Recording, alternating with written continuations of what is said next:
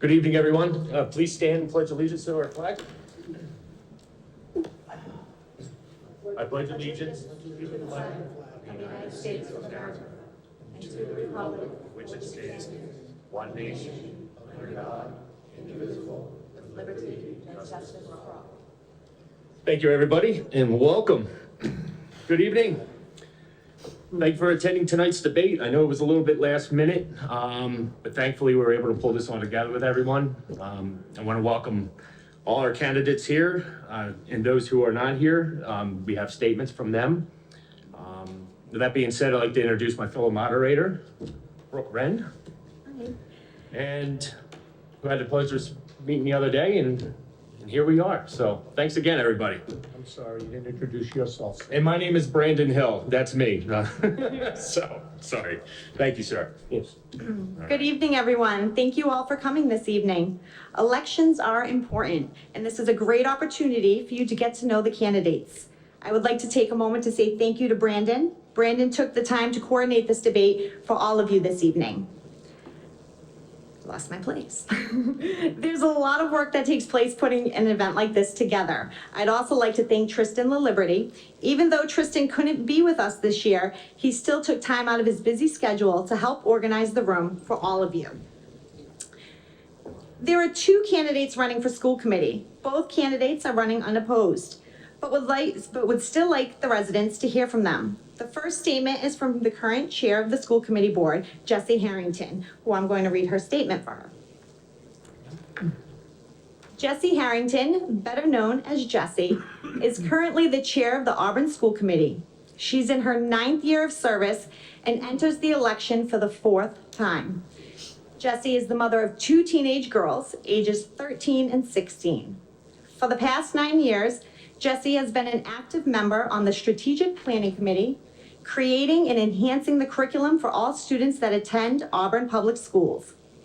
During the pandemic, Jessie joined forces and had the honor to collaborate with the Auburn Public Schools administration, teachers, students, parents, and other stakeholders to conduct an equity audit of our district.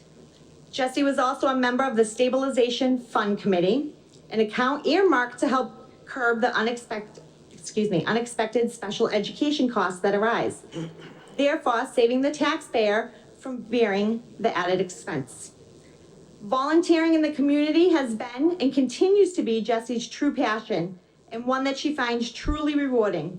For the past 5 years, Jessie has been an active board member at Auburn Youth and Family Services, as well as a volunteer at the Auburn Senior Center. 6 years ago, she started a weekly club that promotes socialization for the seniors at the Senior Center. This club continues to meet every Monday. Jessie is humbled by the support she has received from the Auburn residents over the years. She asks for your continued support and vote in the election on Tuesday, May 16th, so she can continue to serve the great town of Auburn and the Auburn Public Schools. And I'm reading for Stephanie Parker. Stephanie Parker is also running. Stephanie Parker is a proud Auburn resident of 14 years, and in that time has grown to love the town and truly believe that she is an Auburn Rocket. She recently signed up her son for kindergarten and looks forward to, with everyone's help, supporting him and all the other kids in the Auburn Public Schools. As a senior executive administrative assistant for UMass OBGYN residency program, she feels that she has a lot of skills to bring to the table. She is excited to support both Auburn and the Auburn Public Schools. Go Rockets. There are 2 people running for Housing Authority, Wendy Steinhilber and Wayne Page, who is currently serving on Housing Authority. Wendy was unable to attend this evening, but has prepared a statement. I asked Scott Wren to come to the podium so he could read Wendy's statement.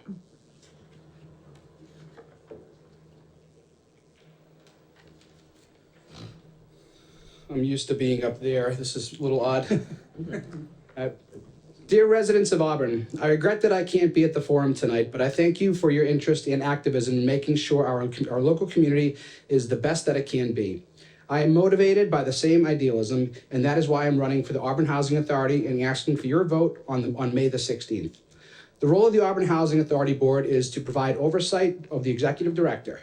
The director has a unique role in that he must satisfy both state and federal requirements, has facilities management demands, financial requirements, staff development, and most importantly of all, citizens who require housing that is appropriate for their needs. When we think of the social safety net, the executive director is one of those generally invisible people that does a lot of heavy lifting. That said, the role of the board is not to be a rubber stamp and a cheerleader, but be another set of eyes for anticipating challenges, recognizing problems, and forging solutions. The board has the duty to provide both oversight and support to the executive director so that all the various constituencies that have demands for the performance of the public of the housing are met to the fullest. For the April meeting, the director reported very high marks from the federal government, but low scores from the state. Yet the board spent little time exploring these reports and did not discuss strategies for the improvement to meet them. They did not provide any oversight or guidance to the executive director, even after she stated that they've had an 18-hour federal position that has been funded and unfilled. The state also provides funding for resident service coordinator, which has also gone unfilled. I am running for the seat currently occupied by the board chairperson. I'm sure the authority can perform at a higher standard if it is more professional with oversight that is coming from the board. I have an extensive background in management. I have worked directly for the Housing Authority for family members and have had two vastly different experiences. I know we can improve more and provide consistent services and create a happier and more efficient agency. Please visit www.wendyforauburn.com to learn more about me. I would appreciate your vote on May 16th. Thank you. And we have Wayne Page, who's also a candidate for Good evening. housing authority. My name is Wayne Page. I'm the chairman of the Auburn Housing. I've been there for chairman for 10 years. We have done a lot of projects with the elderly, the disabled, and we continue to do so. It's not an easy task to be a head or part of the Auburn Housing Authority because there is a lot of issues that come and go. And I have done the best work I possibly can with the committee that we have that is doing well. I think the director is doing a good job. I'm not going to sit here and cut up the person that's running against me for what she had said because that's not the way I work. I'm here for the people. I'm here for the low-income people, and I don't want to see them get hurt, and I will do everything I possibly can humanly to take care of them as I have in the past.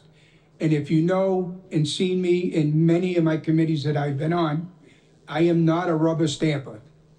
I'm far from it. And I'm going to leave it at that.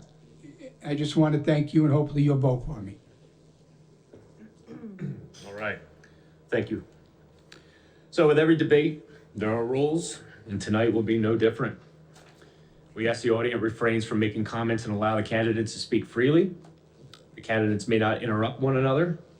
We ask that the candidates be respectful of one another. Each candidate will give an opening statement. Each candidate will have 2 minutes to answer.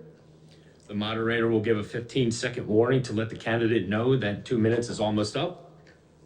Each candidate will give a closing statement, and the moderator has the right to interrupt if they feel that the candidate is not answering the question that was asked. We are going to begin with the candidates running for town moderator. Unfortunately, one of the candidates, Charlie Baker, was unable to attend this evening and has written a statement. Scott Wren has been asked to read Charlie's statement. Scott, would you please come to the podium? To whom it may concern, when I returned from Vermont Sunday, it's planting season, there was a message on my phone from Tristan LaLiberty stating that there would be a candidates night on Thursday, May 11th. It had been my understanding that there would be no candidates night this year, and as a result, I had planned my schedule without worrying about any possibility of the candidates night. Therefore, I am unable to attend Thursday evening. I am running for the position of moderator because I have the experience and expertise to make sure that town meeting runs efficiently and that questions are asked and answered so that the town meeting members have full knowledge of issues when voting. Some of you may remember that before I became moderator, it wasn't unusual for town meetings to last until midnight or even 3 days in some instances. That hasn't been the case since with me as moderator. Working with the town manager, town clerk, and others before the meeting, I've been able to ensure that all information town meeting members need are available, and that helps to speed up the meeting. When I review the warrant, I also try to see where problems could arise. And so, as you know, at the last 2 meetings, I suggested moving complicated zoning bylaws from last place on the warrant to right after Article 4. As a result, people no longer had to deal with these issues at the end of the meeting when they were tired. We have spoken about making sure this happens from now on so that such bylaws are no longer at the end of the warrant. I would appreciate your vote on May 16th. Thank you. I'd like to introduce Glenn Feldman. Glenn? Good evening, thank you very much. First things first, I'd like to announce that my wife and I will be celebrating our 38th wedding anniversary next Friday. Congratulations. She's a wonderful woman. We also have a wonderful daughter and 2 grandchildren, ages 15 and 26, that live on the Cape. Great friends and neighbors. I have a job which I also love. I work for Worcester County Air Freight right here in Auburn. And I try to keep a positive outlook whenever any issues come up or any problems come up. And I think I will let that be the driving force if I'm fortunate enough to become the town moderator.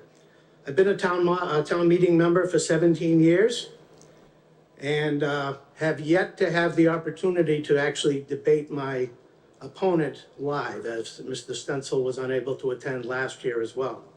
So I'm starting to think I might be a jinx. But over the last 8 years, there has been quite a bit of upheaval between the gentlemen that have been at the helm as a town moderator. And I would like to offer my services, if I become the town moderator, to offer some stabilization and some strength, some extra strength to the town moderator's position, to start building town meeting and the attendance, where we've always had a lot of problems, and try to get people there on time, which would be a big plus. I am Glenn Feldman, candidate for town moderator, which is, from what I understand, a position of potentially great power and impact on the town. I do not seek this position to gain any level of power or influence. I seek the moderator's position only to do a good job, to serve the citizens of the town, and more specifically, the town meeting members whom I hold in the highest regard and esteem. I have no ego. I have no axe to grind. I have no agenda. I just want to learn and listen and serve the town of Auburn that I love so much.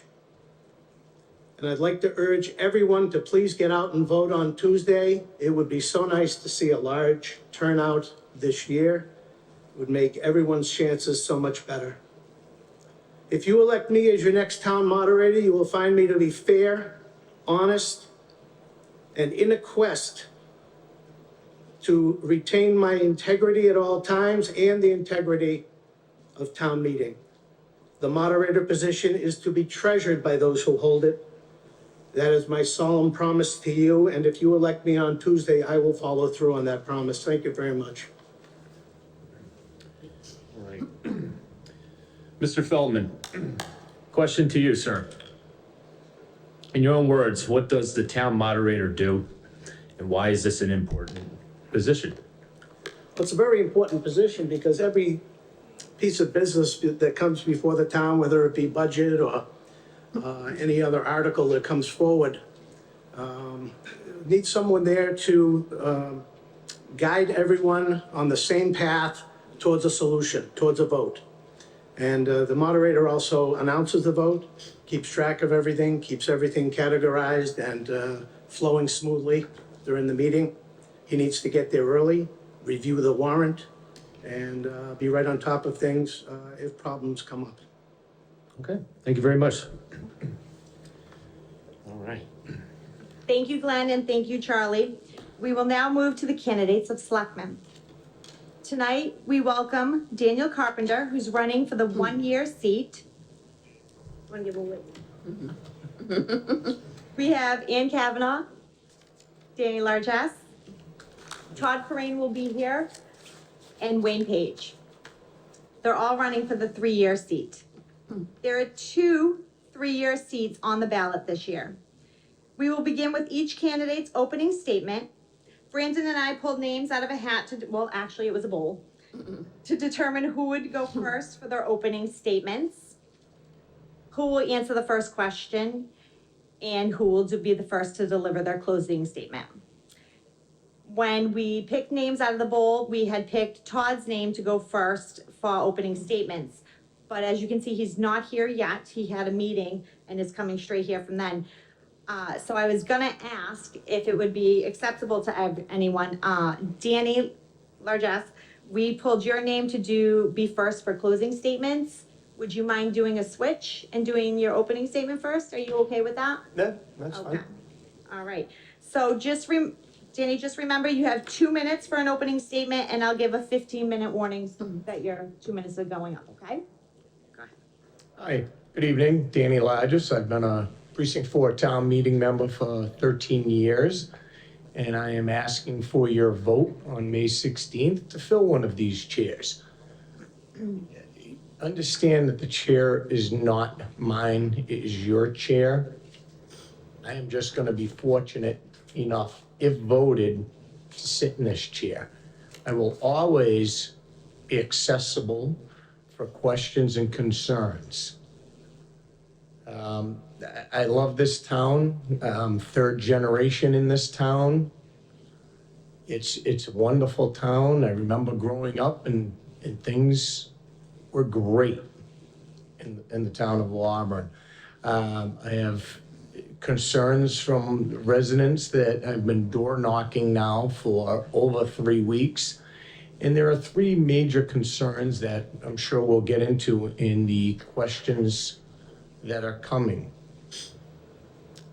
And we'll move on to those, and hopefully you people who know me, you know I'm a little rough around the edges, need a little polishing, but I will do my best. And I will never, ever let you down, that I hope. Thank you. Thank you. All right. Next, I'd like to have Wayne give his Your opening statement. opening statement. Sorry. That's okay. Thank you. Wayne Page, I'm running for selectman as housing authority too. You can do both. I've been married for 43 years, have 3 children. I lived in Auburn for 40 years. And I'm gonna say a list of the things, committees that I have been on over the years. Starting with school committee member, town meeting member, Auburn Housing, Council on Aging, community cable member, 4th of July committee, zoning board of appeals, Veterans Memorial Corridor number, achievements and awards, secured Purple Heart Monument for the town of Auburn. And I would like to add that there was 2 other people that helped me out. And service to the community award, Lorraine Glick Nogren Community Service Award, recognition awards for Veterans Committee, and I got 6 proclamations from the state senate. And that's basically it for my committees and stuff like that. I want to be your selectman to support you, the people. No special interest, no nothing. You get everything directly from me. You may not always agree with me, I may not always agree with you, but we can work things out, or try to work things out. You're not always gonna agree. But if anyone has 15 any, seconds, Wayne. huh? 15 seconds. Anybody has any questions or answers, you can call me at 508-832-3581, anytime. Thank you. Thank you, Wayne. I'd like to move on next to Ann. Hi. Give your opening statement, please. Thank you. Good evening. My name's Ann Kavanaugh. I'm a 23-year resident of Auburn, and I grew up over in Dudley, a couple of towns over.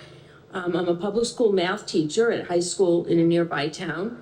I'm a parent. My son is 29, my daughter's 26, and they're both graduates of Auburn High School. And they had a very, very positive high school experience. It's a terrific school department and terrific high school. I'm a town meeting member, and I'm also I'm on the Auburn Finance Committee. I've been there for just over 20 years. I didn't look up the exact date I got on, but I know it's more than 20. And I've been chair for the last 3. So I hope to bring to, I'm committed, I'm open-minded, and I hope to bring to the selectman position a knowledge of the finances of the town, how the departments work, what they need, what their concerns are. So there's no learning curve there, and I'll be able to kind of jump right in, hopefully, and serve on the board. Thank you. Thank you, Ann. And then Dan, would you like to give yours? I don't know if this is on, so if it isn't, let me know. I wanted to thank the organizers, the audience members, and candidates. Auburn is fortunate to have such talented people volunteer their time. I would also like to thank the board members and town staff who have been instrumental in our success over the years. My name is Dan Carpenter. I'm asking for your vote for the 1-year open seat on the select board. A few facts about me: I've been a volunteer board member since 1996. I'm currently completing my 3rd term on the select board, and as a board member, I recognize that I am not self-employed. Government is a team effort. Please forgive any first-person references in my comments, either now or at the end of the discussion. Thank you. Thank you. And I'm going to leave it up to Todd. Would you like to give your opening statement, sir? And welcome, and thank you for joining us tonight. Second to take a breath. No. First, I just want to thank everybody. I'm coming straight from a work meeting in Worcester. I just got here. First, Where's our copy, Todd? I'll share with you, Wayne. There you go. That's okay.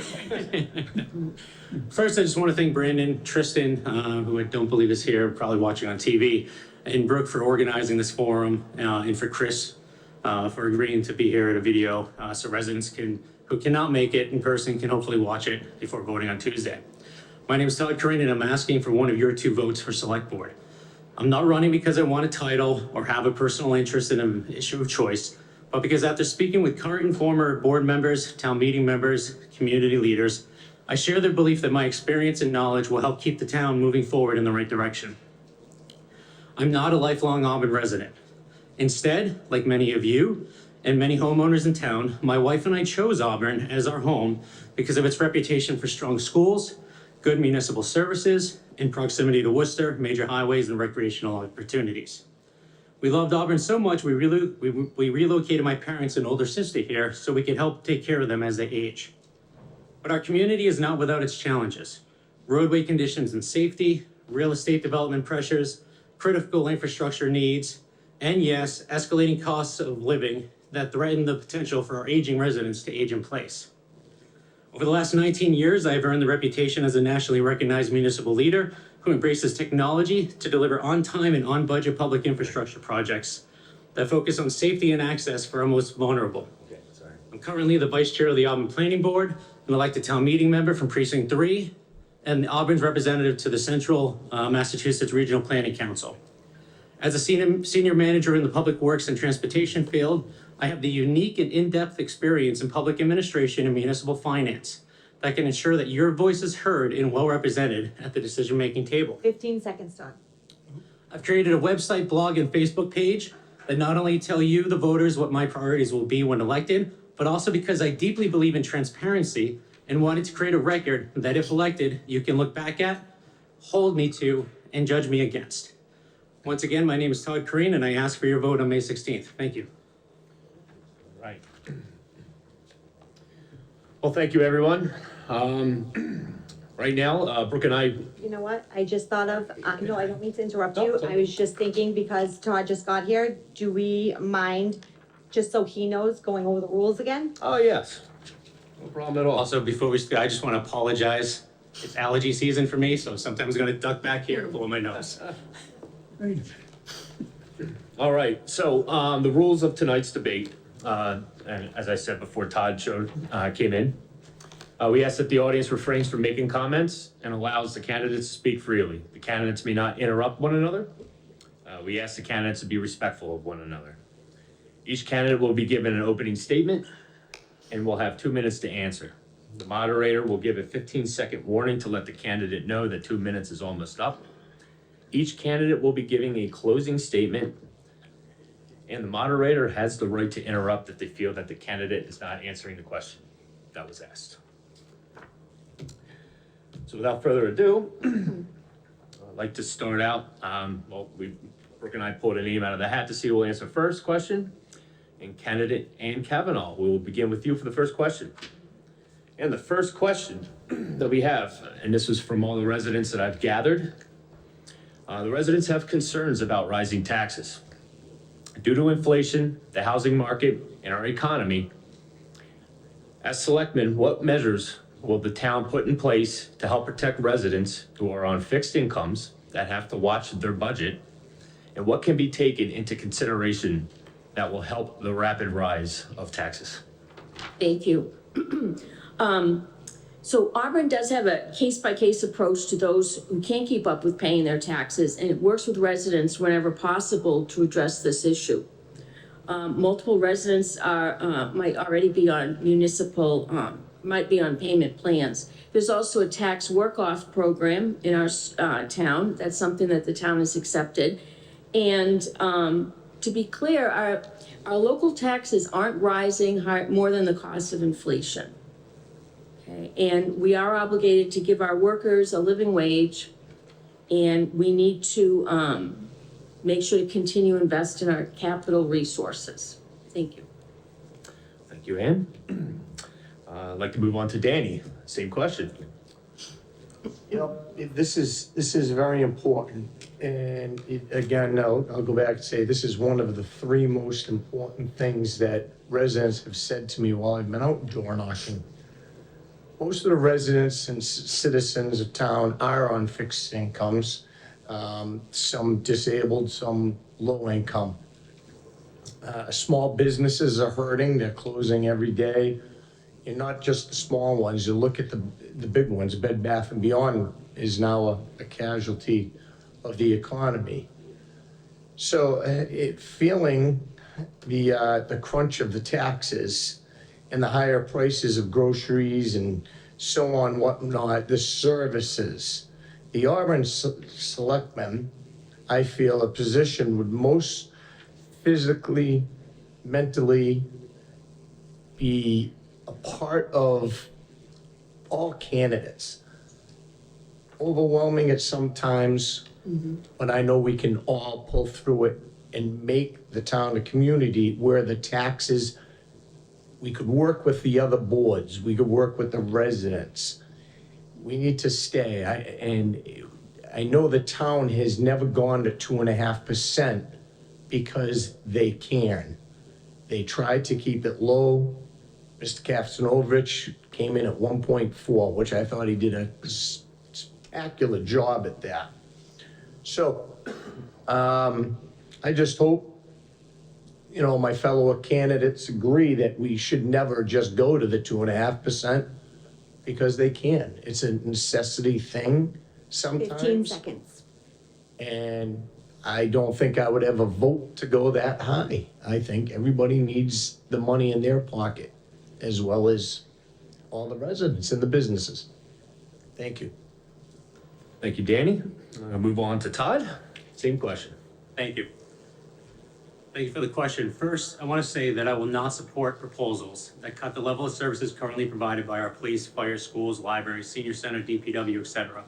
Because these are vital services that members of our community need and rely on. Now, this does not mean that we should do nothing for our taxpayers. We can keep these services and help control the rising tax bill for all residents and hopefully reduce the tax bill for our seniors, veterans, and disabled, our most vulnerable in the community.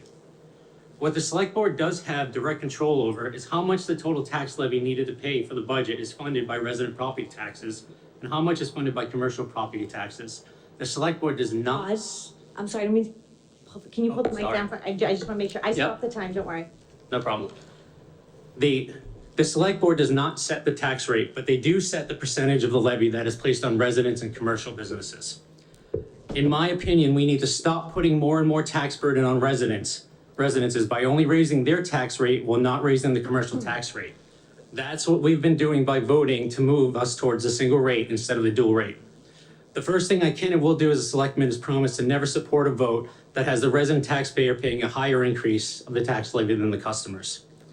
After that, I agree that we currently offer a wide variety of services, but we do a bad job of advertising those services to the seniors, to the small businesses, to the veterans to take advantage. We need to get our staff to go out, meet the residents and the businesses in their locations, identify them that qualify, work with them, help them apply and get them those benefits. After that, if there's a certain percentage that we think are not getting enough, we can then work with the state legislature to up the amounts through enabling legislation to both make a broader range of seniors that are eligible for these tax rebates, as well as a larger numbers of the commercial equities that rent to small businesses, so we can increase that 1 million to 2 million, 3 million, or 5 million through enabling legislation. This will directly help seniors, veterans, disabled, as well as commercial entities, commercial businesses that rent to the small businesses, and help them actually lower their tax rate. Finally, the best thing we can do is the tax rate is not what makes your tax bill so high. It's the assessments. And in good market times, your assessments go up, and in bad market times, your assessments never come down. There's other municipalities throughout the country that do it differently. They cap the size of the assessments at 2%, so that assessments cannot increase higher and higher and higher.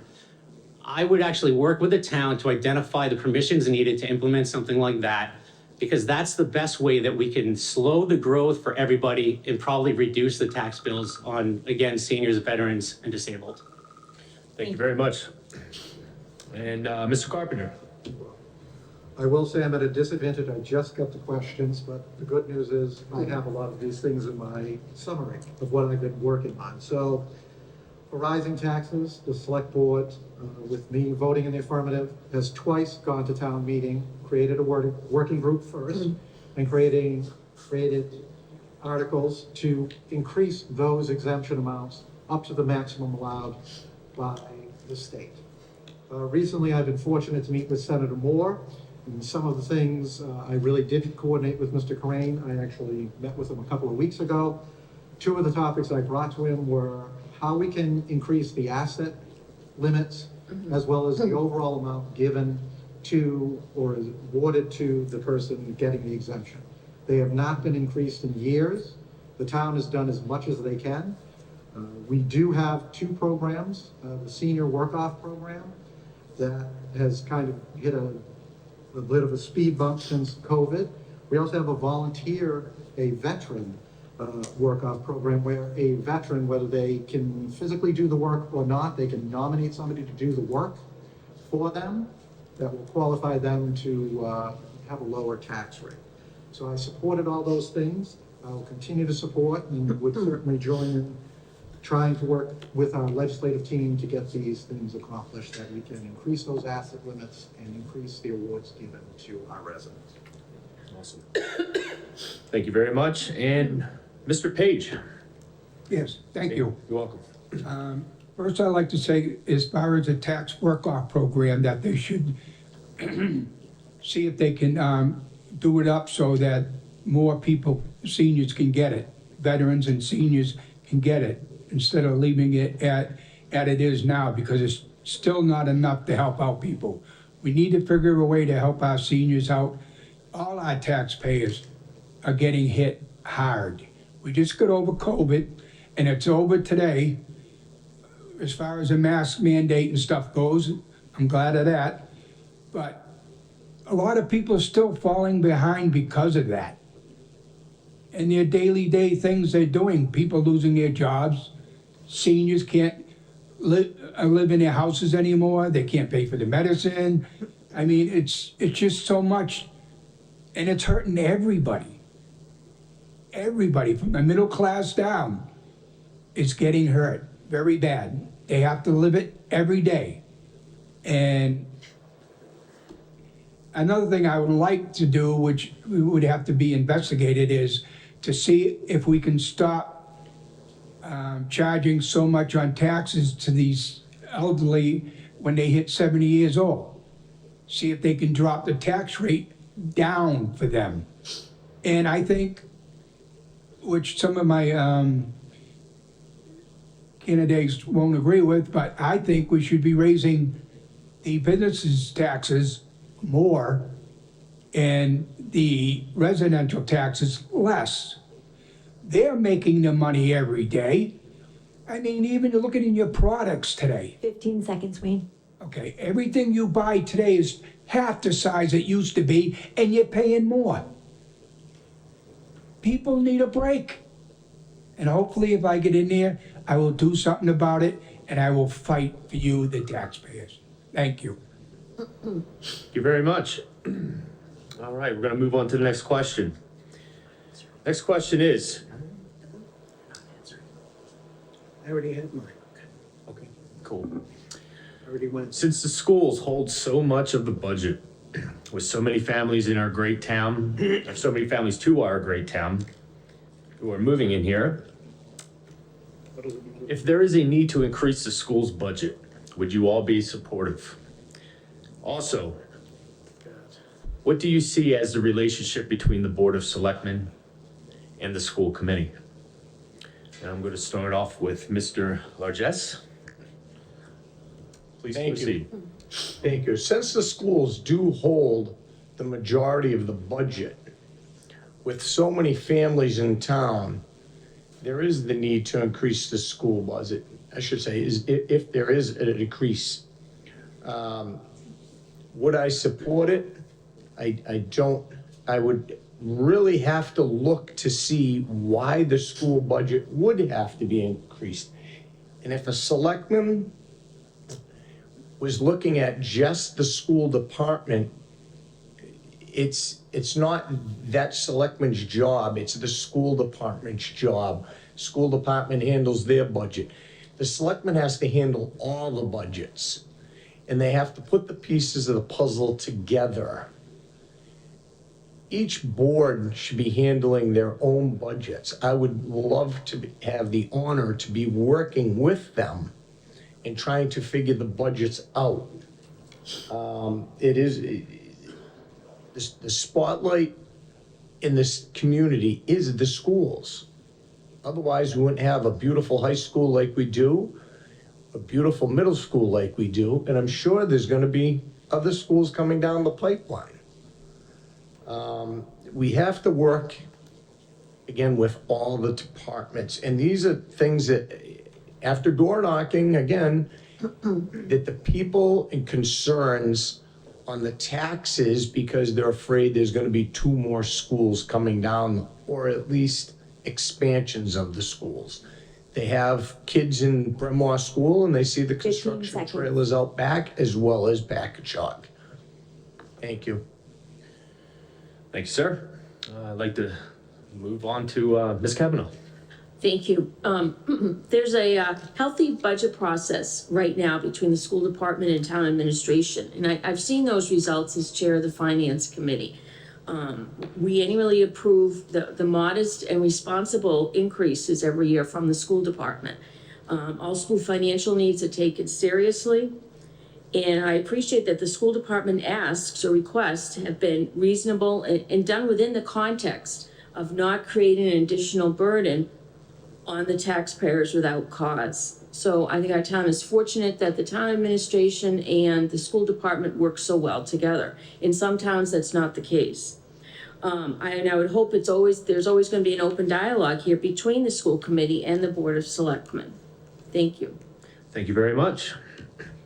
Mr. Page, same question. Yes, thank you. I do support the schools, because these are our children that are in these schools. They're gonna grow up. They need a good education. Hopefully, and as Ann has said, They have been coming in with their budget reasonable. There's a difference between reasonable and too high. And right now, the school seems to me that they are working with the residents because they understand the problems that we're having. And I do believe in our children. Our children are gonna grow up into this world. What are they gonna have? They have their education, they got a good shot. If they don't have an education, it's not gonna be easy. And that's it, I do agree with the budget for the schools. Thank you, Mr. Page. Mr. Carpenter? Thank you. Of course, none of us can give a blanket statement of support for any town department's request. The Board of Selectmen by charter actually has no budget responsibilities whatsoever. Having said that, we can certainly have a conversation with town administration. We can certainly continue to have conversations with fellow elected officials to address needs and to support those needs as community members and committee members. And I pledge to do that for not just the school department, but any department or board that has a need that they don't see getting fulfilled. So the Board of Selectmen by charter sends the budget that is prepared by the town administration to the finance committee. It is up to town meeting to debate and pass that budget. But again, we can always have those conversations. I've always been respectful of all board members, whether they are elected or appointed, because I feel that as any committee member who volunteers their time, they deserve our respect and appreciation and to be heard. Thank you. Thank you very much. And Todd, same question, sir. Thank you. So, yeah, as Mr. Carpenter just said, the select board does not vote directly on the budget. They vote to send it to the finance committee, and they have the opportunity to vote to recommend it or not recommend it to town meeting. With that in mind, yes, as I did at town meeting last week, I will support the operating needs of our school system to ensure that our teachers and staff have the resources they need to provide the best education possible to our community's children. This should include supporting core STEM, history, and English education, along with special education, the arts, voc ed, and sports programs to create a holistic educational experience that best prepares them for future success in whatever profession they choose. But it's not a blank check. Not that they ever ask for one. They're very reasonable, as we've all said. And it will likely come with tough questions about what and why. But in the end, when the schools need the help, I will be there to support them. I believe it is this commitment to our educational system that has earned me the support of 4 of the 5 current school committee members. But I'll be completely honest and somewhat selfish. As I've written about in my campaign blog, I do not do this only to support the school staff and students, but also to help all residents. Even if you do not have children or grandchildren in the school system, you benefit from a good educational system under our current financial system. Though you don't need a study to tell you, just look around at different communities. But studies do show time and time again that the better the school system, the higher the property values and the stronger the local economy. By supporting our schools, I'm actually protecting the single largest investment most of us have, which is our homes. Thank you. Thank you very much. All right, next question. Perry Place. There are a lot of mixed feelings about this proposed development. How do you feel about this new structure? What are the pros and cons regarding the structure? Do you all support the project? If so, what will the positives be from this? And I'm going to start with Mr. Carpenter. Excellent question, and a timely question. How do I feel about it? It's a 40B project. The Board of Selectmen actually has only one role in the affordable housing process, and that is whether to partner with the developer.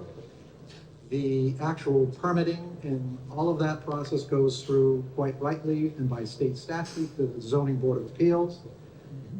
Am I in support of it? No. It's in a terrible location. The road network that's leading into it is insufficient for the amount of traffic that it's supporting or potentially going to have. Having said that, it is not my role to say whether it is or it isn't going to happen. That probably belongs to the Zoning Board of Appeals and the state of Massachusetts. What I have tried to do during the process as we are negotiating with the developer is try and strengthen the LIP agreement so that we can mitigate the costs to the taxpayers that this development might bring to us. So the biggest pro that I can suggest is we are in need of affordable housing. This will provide desperately needed housing. However, the cons outweigh the pros, in my opinion. Thank you. Thank you, Mr. Carpenter. Mr. Corinne, if I said that correctly, incorrectly, I apologize. My father's Mr. Crane, you can call me Todd. All right, fair enough. Simple answer, right approach, deeply needed, but probably not the best location without mitigation. But I have 2 minutes and I'm long-winded, so I'm gonna keep going. Like I've said before, there's no doubt that Auburn and central Massachusetts, like the rest of the state, are in vital need of more housing, especially a wide variety of affordable units from 100% affordable to workforce housing and everything in between. But these projects must be well thought out, buildable, and context sensitive to the surrounding environments. That's what I'll look to support as selectmen, as I have on the planning board. In general, I support these types of projects if they are context sensitive and in better locations. The best thing we can do as a town is to be proactive by developing an updated housing production plan and determining the type of housing we need, identifying the preferred locations around town where we want it, and then working proactively with developers to build it. Luckily, our town staff and central planning agency recognize this as well and are investing regional dollars in helping Auburn and surrounding communities achieve these goals. I was happy to support this measure at town meeting because until we start playing offense, we're stuck on defense and will continue to be largely at the whim of developers with little say in what happens, and that is not the position that we should want for our town as a selectman with the 40B project. And if I'm still correct, I can't see, but on the front of that billboard last Monday at the select board's meeting is a survey that kicks off the housing production plan. Please take it, give your feedback to the town on what kind of housing you want to see in the town, where you want to see it, because again, that's being proactive is our best opportunity to counter 40B and to be reasonable with our development. Thank you very much. Ms. Kavanaugh, same question. Thank you. Well, the town does have a process in place, as alluded to by Mr. Carpenter, to address the viability of any 40B projects or any of the housing projects that come through. And in the end, I'm not sure if the town has too much of a say in what is getting put, where it's getting built, where the 40B project is going. It's important that we work with the developer to try to get some concessions, to try to get some things that'll benefit the town and help with the roads going into it. But I'm concerned about how much affordable housing we do have in the town. So I'd like to see us, I'm glad we have the survey going on. I'd like to see what % of affordable housing we're at and where we need to go so that we can have an idea of what to expect. Thank you. Thank you very much. Excuse me. Mr. Page, same question. Yes, thank you. As far as Perry Place goes, I do not think that should be put down there. I just don't agree with it. We need more housing, I agree. But to be down there, I don't. And they need to find more land or places they can put it other than there. It's just not a fit for that area. And if we need it to help us out with taxes, you gotta find a viable place that it's not gonna hurt our residents or their homes. And Perry Place is just not the place. Thank you. Thank you, Mr. Page. And Mr. Largess. Okay, I knew this question would pop up sooner or later. Let me make one thing perfectly clear. I am not running for selectman because of this project. I am an abutter. I am not for this project for lots of reasons. One, the safety of the neighborhood. The streets are 16 feet wide. There are no sidewalks. There are 2 blind corners. The builder's estimate was 2,000 vehicles a day up and down that road. The road is full of kids. The second and third generations of families are moving in. First generations, there's at least a dozen families on that street right now with little kids that are going to be growing up. Then you have to figure out the wetlands. You're talking about putting 4-story buildings right 25 feet from the wetlands. That's just another issue. How it can be done, I have no idea. Then the builder's talking about raising roads. Well, if the roads are raised, we're gonna be continuously flooding the condominiums on the left-hand side, number 4 on the right-hand side. All odd numbers of going down Pearl Street flood. I've taken pictures from every single storm to show DPW. It's just the traffic, and I can't imagine trying to get out on Rockland Road at Auburn Street or Perry Street by the lights across from Bay State 15 Savings Bank. seconds. It's not the place, just for the safety issues alone. 2,000 cars a day on streets with no sidewalks. Thank you. Right, thank you very much. Excuse me. All right, the next question. Do you support the additional real estate tax for the proposed municipal building? Or do you think that Auburn should retire some of the debt that is already active prior to jumping into another debt? And should Auburn form a community developed financial institution? And why do we need to build a new complex where we can use existing space? And I'm going to start off with Mr. Corinne. So I'm going to show my age. This reminds me of that, that 1980s movie, Back to School, when Rodney Dangerfield's sitting there taking the test and the professor says, I only have one question in 20 parts. 2 minutes? Same See.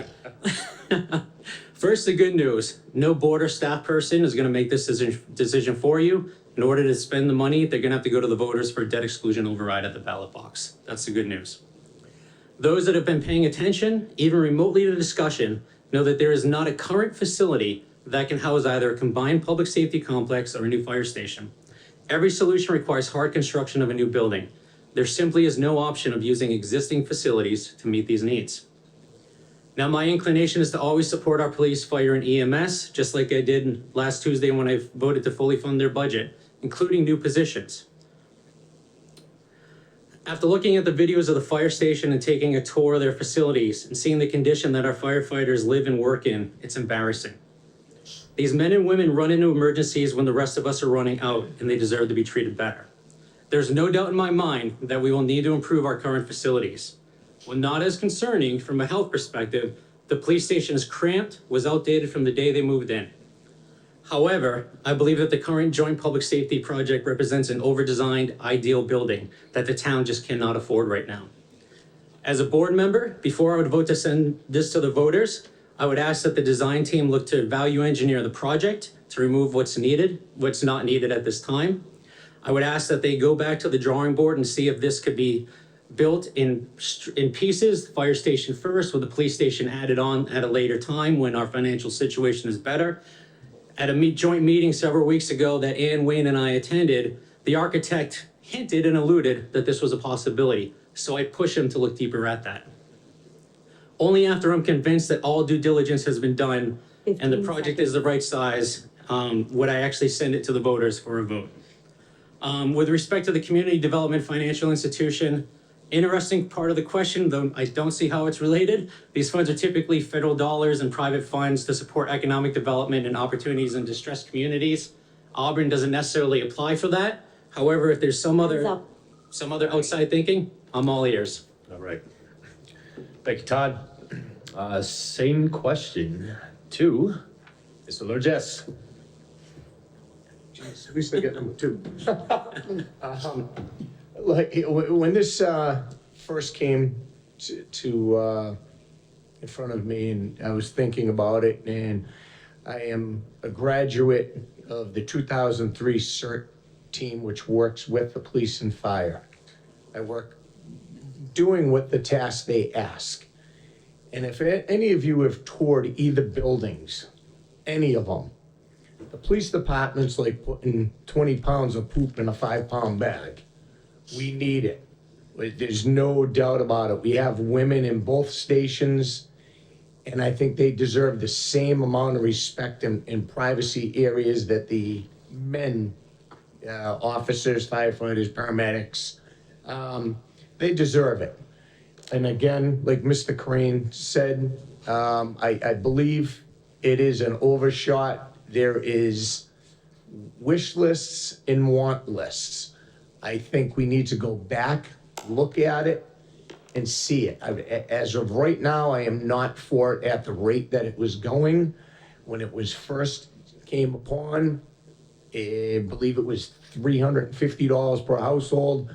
I would have wrote a check right then and there and said, go for it. We need to step back. But on the other hand, we do need to do something for these emergency responders.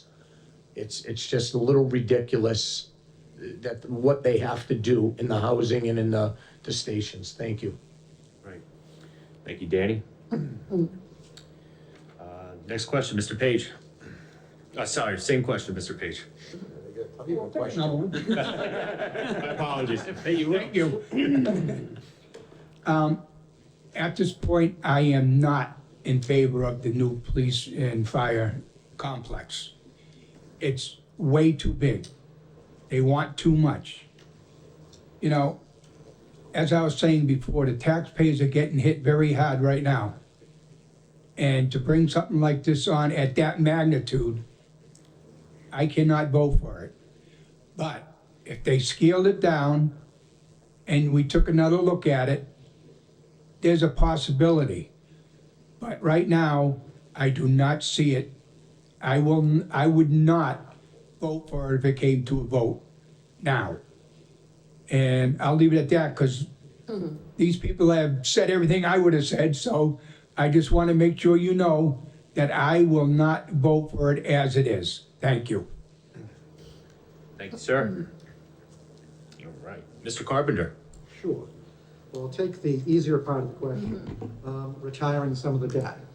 The current debt will fall off for the high school next fiscal year. So the town administration actually kind of planned this around that particular event happening.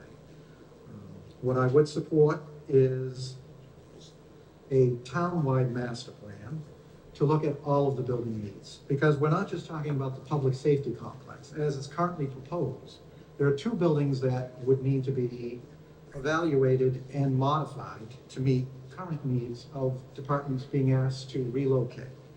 So it's not 78 million, it's 78 million plus whatever these items are. I did talk to the former town manager about this when we were in the early process. She chose not to include those in the cost estimates. I think that's a missed opportunity.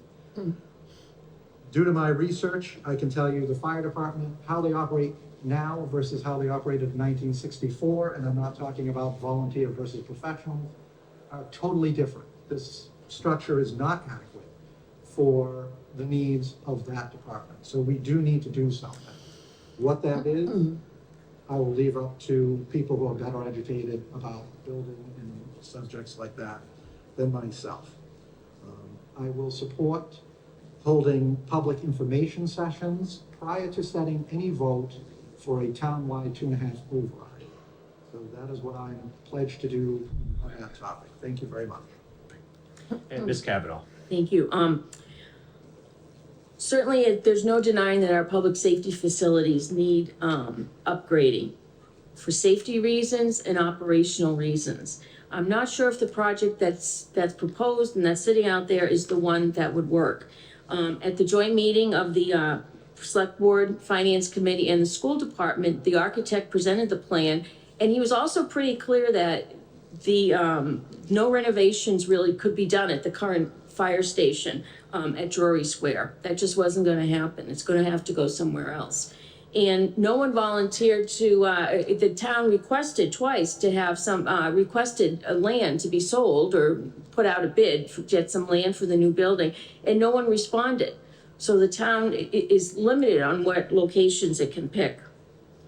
In terms of the school debt, or retiring debt, as Dan mentioned, the high school's coming off, we're not gonna be paying it anymore. However, the middle school debt has at least 10 more years. So I don't think we could wait until debt is retired because that would be too long. I don't think we can wait 10 years to address the public safety facilities. So I'm not sure if I probably don't support the building in its current form. Thank you. Right. Thank you very much. I'm gonna move on to another question. So, roads is a huge topic. Many areas with terrible roads. What are your plans for the future of our roads? And is there a plan in place to expedite the process? What is the budget for the upcoming fiscal year? And I'm going to start with Mr. Page. Thanks. You're welcome. The fiscal year, the money we get from Chapter 90 funds is approximately 600,000. And we get a CIP, which they can use for roads, with 100,000. And then we got the engineering is 525,000. And it's quite a bit of money, but when you're doing roads, it doesn't last long. Roads chew up money by the foot. And you gotta do drainage on some areas. But my recommendation would be to see if we could get more in our Chapter 90 funds to support it. We've got representatives should be going out there and fighting for us to get more money. I don't wanna go to the taxpayers to get more money. I wanna go through the state budget to get the money, even though it is a tax in general. Everything's a tax these days. And build it up that way and get it up so we can get these roads done. And we gotta make sure, like, I don't know how everybody feels about Dury Square. I think it looks good, but I don't think the whole idea of it worked out quite right. And if you look, there's lights down on Brotherton Way that have been broken for months that are still broken. I mean, they're not being taken care of the way they should be. We need to get 15 seconds. stable, what's that? 15 seconds. Oh, I'm sorry. You need a stable plan so we can get these roads done with minimum cost and help out the residents with these roads, because they are terrible. Thank you. All right, thank you, Wayne. Todd, same question. So I'm going to try to make this short because this is literally what I do for a living. And I've gone to conferences and talked about this for hours and hours. So I won't do that here because Brooke will remind me that I can't. So some time ago, our town established a program to repave all roadways within a 20-year period. Our DPW does a good job with the limited resources they have and the technologies they're familiar with. But as costs increase, they can do better, and I would encourage our town administration to look into implementing pavement preservation techniques that are cheaper in the long run by maintaining a better pavement surface condition to extend the longevity of the road, instead of the current plan, a leftover from prior management, to simply repave a road every 20 years, leave it alone and only fill potholes in between. At the same time, the town needs to start getting serious about meeting our federal requirements to make our public ways ADA compliant, with sidewalks and curb ramps, and to improve safety by constructing more crosswalks, reducing motor vehicle speeds, and implementing other pedestrian and safety measures.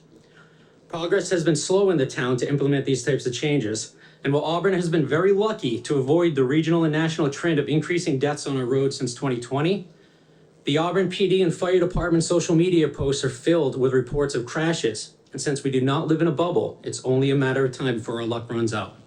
This is something that I am nationally recognized for, and I will push for improvements through education, engineering, and enforcement.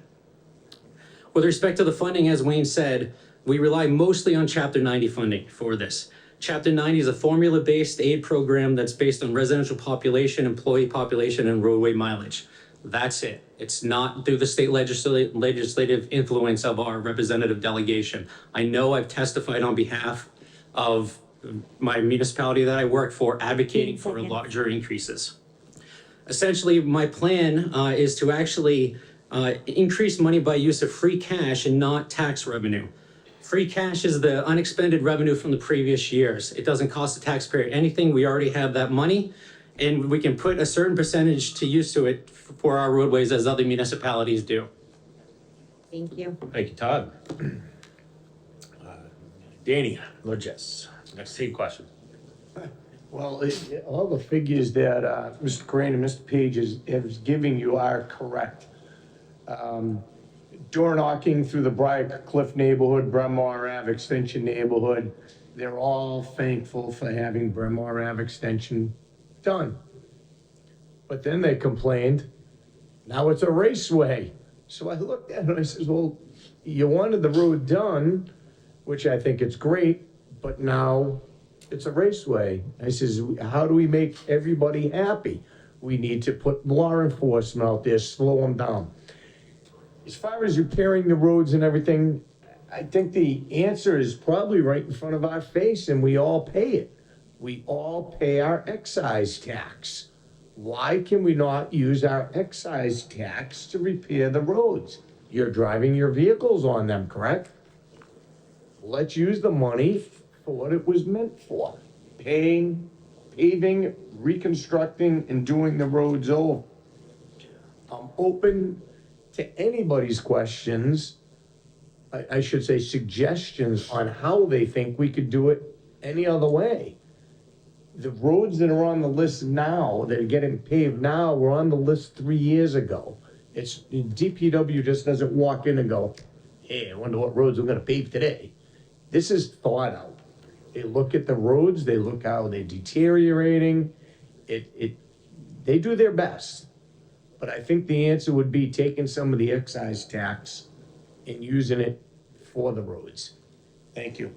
All right, thank you very much. Ms. Kavanaugh. Thank you. When the DPW department head came to present the budget to the finance committee in April, we asked her about roadway improvement, and she said that the cost of materials has increased so much that she thinks they're doing about half of what they should be doing in terms of doing roadway improvement. So I think what we should do is look at our current roadway improvement plan, reevaluate it. It's a 10-year-old plan, reevaluate it and really attach some current costs to it. And then also, I recommend a change to the financial policies. And this is also what Todd was mentioning. But in our financial policies, we could look at what we do with free cash and allocate some of that money to roadway improvement. And there wouldn't be a increase to the taxes with that. That free cash money would be available and this would be a good place for it. Clearly, they're gonna need DPW is gonna need some more money to get these roads repaired because the costs have increased so much. Thank you. Thank you. And Mr. Carpenter. Everybody took all the great lines. I'll keep it brief. Yes, the DPW does a fantastic job evaluating the roads, but the reality is costs since COVID especially have outmatched what we've put. I do want to thank town meeting and prior boards of selectmen who actually put into place this program, because prior to that, we just used chapter 90 money. And that left us at a disadvantage 10 years ago, and we've been trying to play catch up ever since. So I certainly will support any of the ideas that my colleagues on the stage have offered to face this problem, and I also look to the residents and anyone with specific knowledge on roadways to help us out, share your opinion, share your knowledge, because I may be a selectman, but I'm not an expert on every facet of life. So I need a lot of help, and I appreciate everybody's time. All right, thank you very much. We'll move on to the next question. I'm gonna switch it up a little bit. So 4th of July festivities. Residents would like to see a good parade and more expansion for festivities. Is there a plan in the future for a parade? Is there a place that will also be an alternate for fireworks? Ms. Kavanaugh, I'm gonna start with you first. Thank you. I'm not sure if we need an alternate to fireworks. I'm not sure if anyone has requested that, but that seems very popular. I know every year there's a July 4th program up at Pappas Field that's very well attended. People seem to really enjoy it. And of course, a lot of people like to see the fireworks. We have a Fourth of July committee that could certainly decide or think over whether or not we should have a parade. And certainly that's something I would support. It would be up to the town administration, also the public safety departments to make sure that we can do it. We do have a Memorial Day parade, which is good, but I think that we're fortunate in this town. We have a nice recreation department that puts on the Fourth of July program, puts on other events at Pappas Center. So certainly I'd like to see that continue. Thank you. Thank you very much. Sorry. Mr. Carpenter, same question. Well, as Ann mentioned, this is actually something that the charter has given to the town manager. But just like my earlier answer, I am happy to advocate for any change. As for the change of fireworks location, my recollection is that public safety evaluated when we were holding it in Delansky Park, and there was a hazard to vehicles passing by on 290. So I'm not quite sure where people would like to move it to, but I'm certainly open to ideas. And I do agree, the parade is kind of brief, but it's also kind of a short row, so we could certainly work on that. Thank you. Right. Thank you. Mr. Page. Yes, I would like to see the parade back again. I ran the Fourth of July committee for 12 years before the town had taken it over. And there's a lot of things have changed since. We used to have booths with Boy Scouts, Girl Scouts, with a little bit of everything at Lemansky Park. And now we don't have it. We used to have the parade going down Bryn Mawr Ave.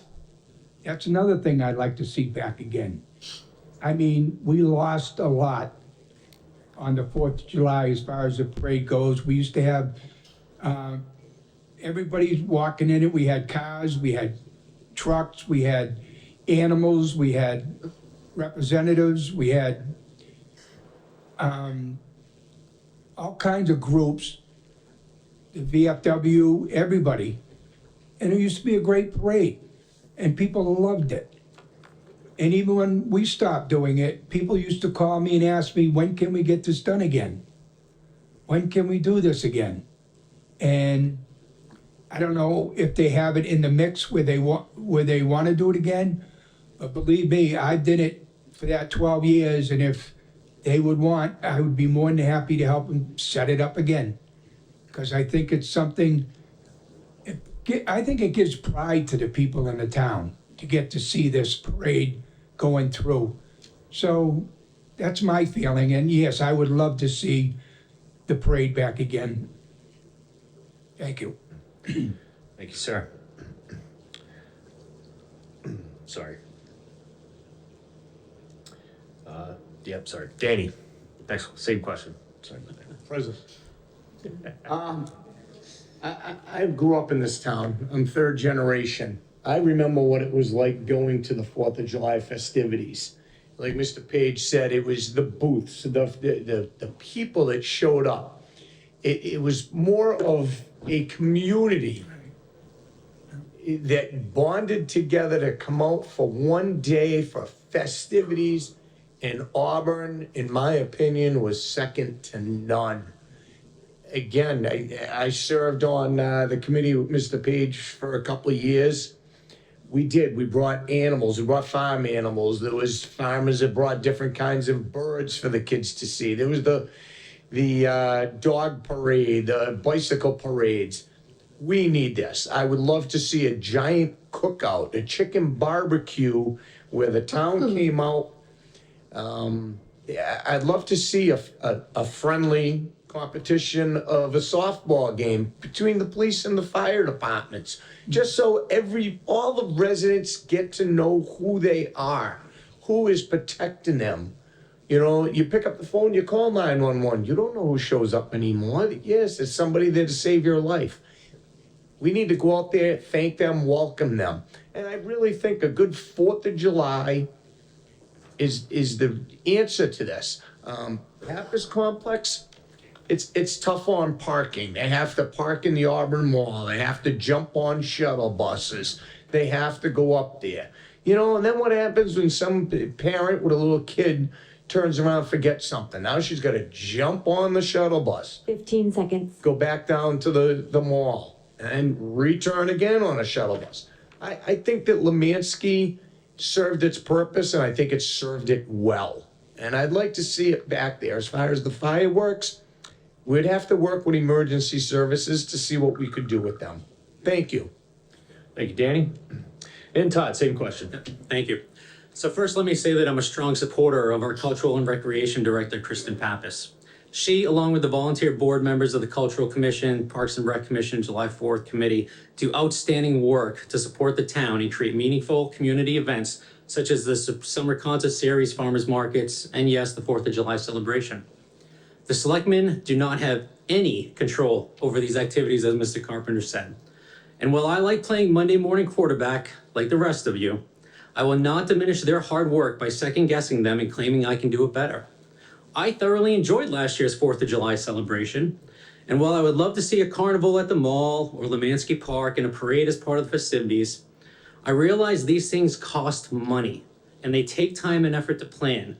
And when people are concerned about tax increases to support police, fire, schools, libraries, etc., I doubt they will want to fund these new expenses, and I have a hard time asking them to.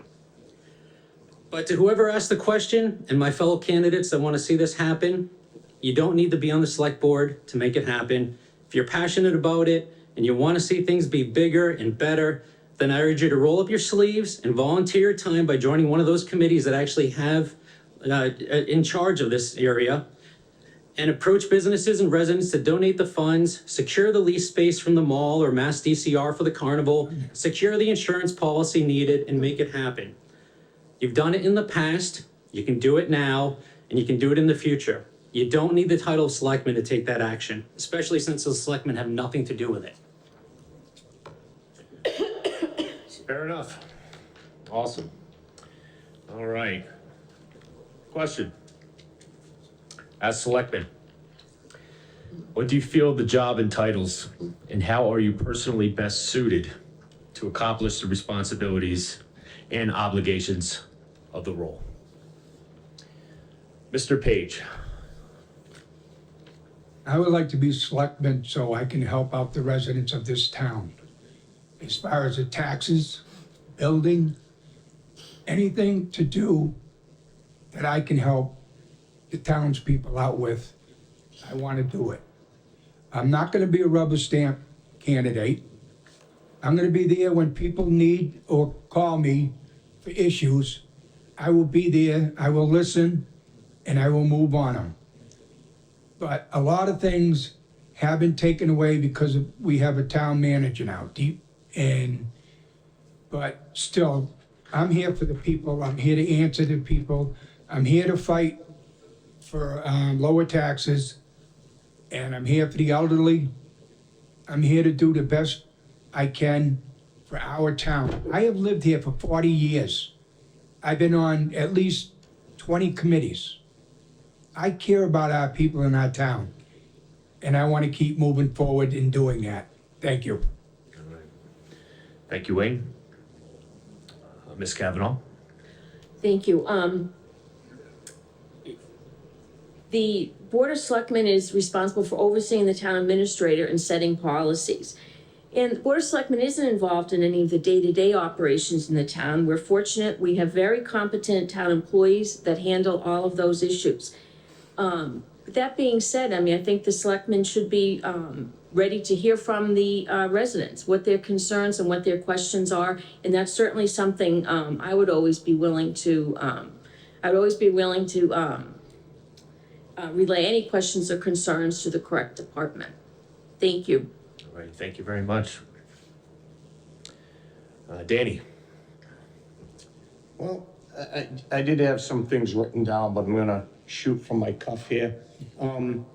I have been going out and talking to the residents over the last 4 weeks. I've worn a pair of sneakers out covering the town. I hear what their main concerns are. Their concerns are the taxes. the schools, the fire department, the roads. This position does not entitle me to do anything except serve the people of the town of Auburn. Everybody thinks the selectmen have the power to do everything. They're kind of like a go-to between all of the heads of the departments. Mr. Crane said earlier that, we don't vote on their budgets. We look at them. If we agree on them, they go. We send them on the way. We give them their blessings and no blessings. So as far as an entitlement, it just entitles me to be more approachable. And I would love for everybody to approach and address concerns and questions. I don't know what else to say as far as it. If I'm chosen to sit in this chair for the next 3 years, I will be accessible to hear your questions and concerns. Thank you. Thank you, Danny. Todd? So some think of this, the 5 select board members, as the collective mayor of the town with the same powers. In some towns, that's the case, but as others have said, our charter provides a considerable amount of power to the town manager instead. Though the select board acts on important day-to-day issues like accepting gifts, authorizing grant applications, issuing business licenses, etc., the 2 most important direct things they do is hiring of the town manager and overseeing the annual tax classification process, as I discussed earlier. With this in mind, as part of these 2 important tasks, the board is like a board of directors at a corporation, and the town manager is the CEO. Select board members in this role are a guiding hand that set the overall goals and priorities for the town to explore, consider, and implement through the town manager and their staff. That is why it's important to have a board filled with people who are thoughtful, reasonable, and well-researched, so they will all ask the tough questions, have disagreements of opinions, not personalities, but then will be willing to find compromise and middle ground to make the needed decisions to move the town forward. I believe that I have demonstrated through my personal experience, my professional experience, my volunteer leadership experience, my voting record, and my focus on policy over politics and putting forward issues and discussion points in a transparent manner that I'm best suited for one of the 2 open 3-year positions. Thank you.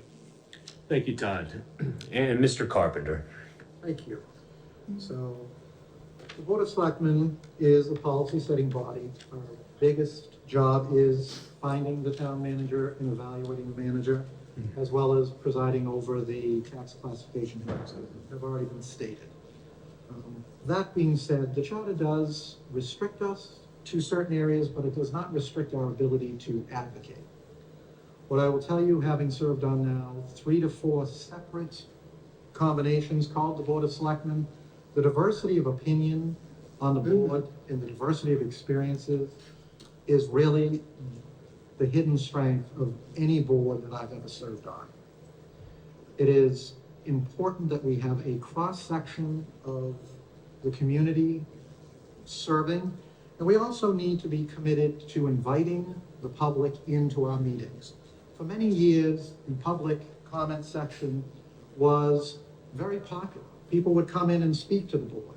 In the 9 years that I've served, I think we've seen 4 people. And I think that's sad that people do not see us as a resource. That's the conclusion I've drawn, that the Board of Selectmen is no longer considered a resource for the residents to address their needs and concerns. And I'm here to tell you, we are here as an active listener and as an active participant in resolving issues. So I would look forward to continuing to serve for the next year. I have a list of priorities that I will share in the closing arguments, and I will leave it at that. Thank you very much. Right, thank you, everyone. Thank you, candidates. We will now start with the closing statements. We will begin the closing statements from Todd Perrine. You have 2 minutes for your closing statements. Thank you. So I'll end where I started first. Thank you, Brandon, Tristan, who's probably at home, and Brooke for organizing this forum. Local elections are important, they matter, and you taking the time out of your evening to listen to us and watch the video at home shows that you understand that, so thank you for sitting through this. Once again, my name is Tyler Corrine, and I'm asking for one of your 2 votes for the select board. I'm not running because I want a title or have a personal interest in a specific issue of choice, but because after speaking with current and former board members, town meeting members, and community leaders, I share their belief that my experience and knowledge will help keep the town moving forward in the right direction. Not a lifelong Auburn resident, but instead, like many of you and the majority of homeowners in town, my wife and I chose Auburn as our home because of its reputation for strong schools, good municipal services, and proximity to Worcester, major highways, and recreational opportunities. But our community is not without its challenges. And you can go to my website, www.CorrineForAuburn.com, to see my unique experience, priorities, and viewpoints on various issues. I've created the website, blog, and Facebook page to not only tell you, the voters, what my priorities will be when elected, but also because I deeply believe in transparency and want to create a record that if elected, you can look back at, hold me to, and judge me against. Because whether you've been here 4 days, 4 weeks, 4 months, 4 years, 4 decades, or 4 generations, I believe you are an important part of our community and deserve to be heard and represented in a respectful and educated manner.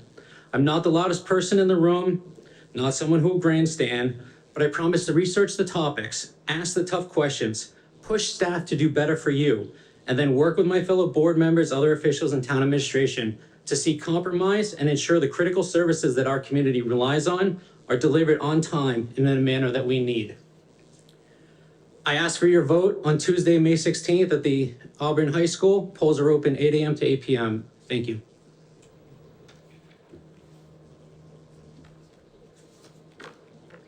And now Ann Kavanaugh. Thank you.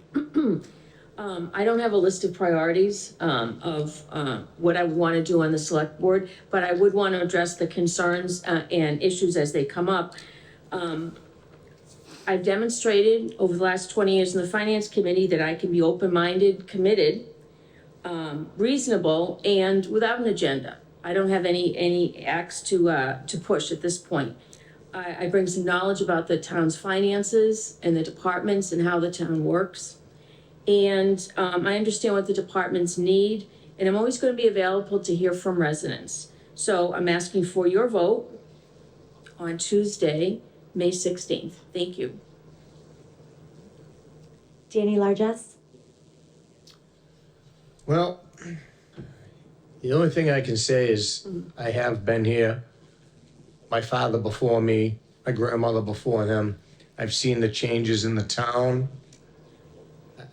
I will be there to listen to the residents. I will be there to address their concerns. As far as raising the taxes to 2.5, where they could go, I will not vote for that. I'm kind of left at awe with some of the questions and the answers and everything. But I ask you for your vote, the other chair on May 16th. I love this town.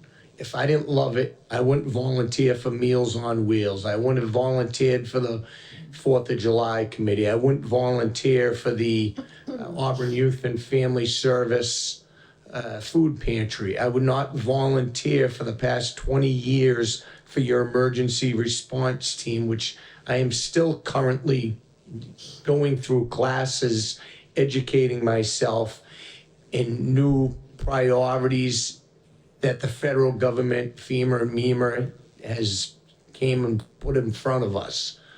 So those are some of the reasons why I ask for your vote on May 16th. Thank you.